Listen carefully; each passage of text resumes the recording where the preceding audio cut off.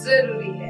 यह है MNS news network और आप देख रहे हैं MNS न्यूज टीवी। मैं हूं आपके साथ सोनल। तो आइए देखते हैं आज की कुछ खास खबर।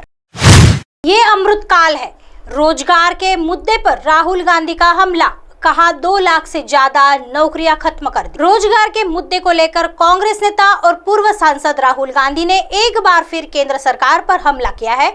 उन्होंने PSU क्षेत्र में रोजगार के अवसर कम होने को लेकर एक ट्वीट किया है, जिसमें उन्होंने देश में सरकार पर रोजगार घटने का आरोप लगाया है।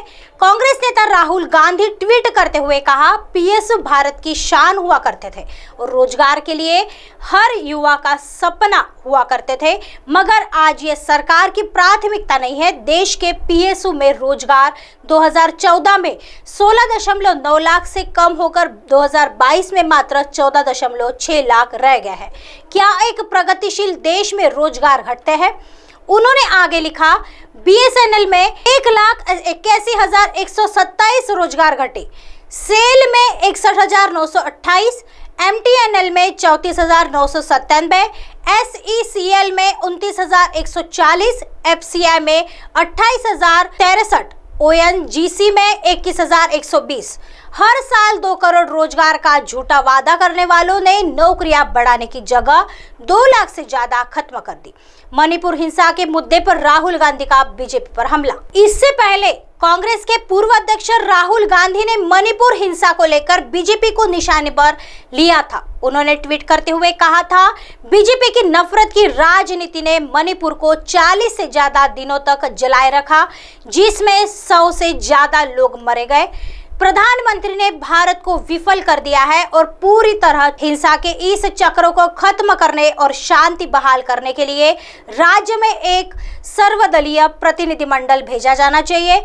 राहुल ने आगे लिखा, आइए इस नफरत के बाजार को बंद करें और मणिपुर में हर दिल में मोहब्बत की दुकान खोलें। आइए बढ़ते हैं अगली खबर की तरफ।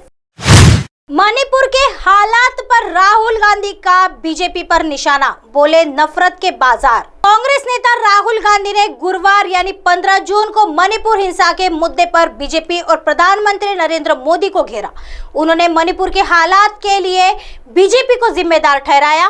कांग्रेस के पूर्व अध्यक्ष ने मणिपुर में एक सर्वदलीय प्रतिनिधिमंडल भेजकर समाधान निकालने की वकालत की। उन्होंने अपने पुराने नारे नफरत के बाजार में मोहब्बत की दुकान को फिर से दोहराया।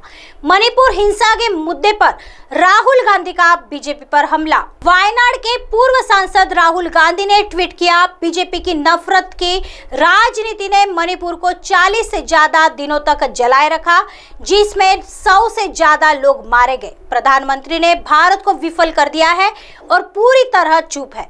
हिंसा के इस चक्र को खत्म करने और शांति बहाल करने के लिए राज्य में एक सर्वदलीय प्रतिनिधिमंडल भेजा जाना चाहिए। राहुल ने आगे लिखा, आइए इस नफरत के बाजार को बंद करें और मणिपुर में हर दिल में मोहब्बत की दुकान खोलें। आइए बढ़ते हैं अगली खबर की तरफ।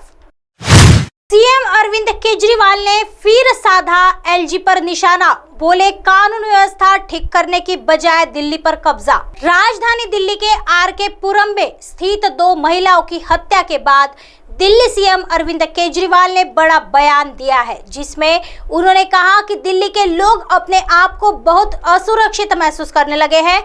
जिन लोगों को दिल्ली की कानून व्यवस्था संभालनी है, वह कानून व्यवस्था ठीक करने के बजाय पूरी दिल्ली सरकार पर कब्जा करने का षड्यंत्र कर रहे हैं। सीएम ने कहा कि आज दिल्ली की कानून व्यवस्था LG की बजाय आप सरकार के अधीन होती तो दिल्ली सबसे सुरक्षित होती। इसके अलावा RK पुरम स्थित दोहरे हत्याकांड के बाद दोनों महिलाओं के परिवार के प्रति संवेदना जताते हुए सीएम अरविंद केजरीवाल ने मृतक की आत्मा की शांति के लिए भी प्रार्थना की। वहीं इस मामले को लेकर दिल्ली सरकार के अन्य नेताओं व कैबिनेट मंत्रियों ने भी बीजेपी पर राजधानी के बिगड़ते कानून व्यवस्था को लेकर निशाना साधा।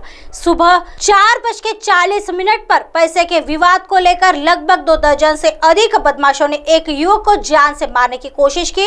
इसी बीच उसकी 2 बहनों द्वारा बीच बचाव किया जाता है, जिसमें उन दोनों बहनों को गोली लग जाती है, जिसके बाद दोनों बहनों को अस्पताल में भर्ती कराया जाता है और इलाज के दौरान उनकी मौत हो जाती है। सनसनीखेज वारदात के बाद इलाके में दहशत की स्थिति है।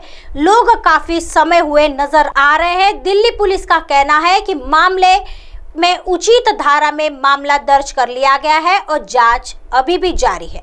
दिल्ली में प्रदेश सरकार के अधिकारों को लेकर छिड़ी जंग लगातार तेज होती जा रही है। जहां एक तरफ सर्विस विवाद मामले में केंद्र सरकार द्वारा लाए गए अध्यादेश के बाद आम आदमी पार्टी ने इस राज्यसभा में रोकने के लिए पूरी ताकत झोंक चुकी है, वहीं दिल्ली में बढ़ती ऐसी घटनाओं के बाद दिल्ली सरकार द्वारा पुलिस और लॉ एंड ऑर्डर को पूरी तरह से प्रदेश सरकार के आखिर का अधिकार क्षेत्र में देने की मांग की जा रही है। इससे पहले भी रोहिणी के शाहबाद डेयरी में हुए छात्र की हत्या के बाद आम आदमी पार्टी ने कानून व्यवस्था को लेकर दिल्ली के उपराज्यपाल को घेरा था। अब देखना होगा कि इस मामले में आरोपियों की गिरफ्तारी होकर कब तक पीड़ित परिवार को न्याय मिलता है। ऐसे ही दिन भर की तमाम बड़ी खबरों से आपको रूबरू कराएंगे। तब तक बने रहिए MNS न्यूज के साथ। नमस्कार।